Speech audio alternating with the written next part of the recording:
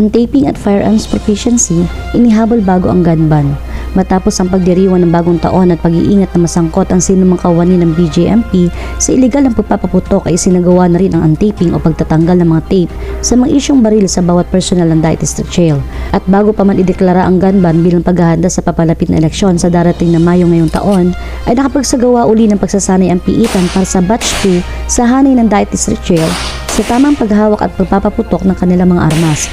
Ito ay sa koordinasyon na isinagawa ng Daite District Jail sa pamamagitan ng Logistics Officer ng Piitan sa katauhan ni JO2 Roderick A. Rojas sa patnubay ng Warden at siya ring tumatayong Provincial Jail Administrator na si Jail Senior Inspector FNC Vargas Jr. sa lokal na pamahalaan ng Daet Camarines Norte na pinondohan ang nasabing pagsasanay. Ang inilaang pondo para dito ang siyang ibinili ng mga bala at iba pang training materials para sa firearms proficiency.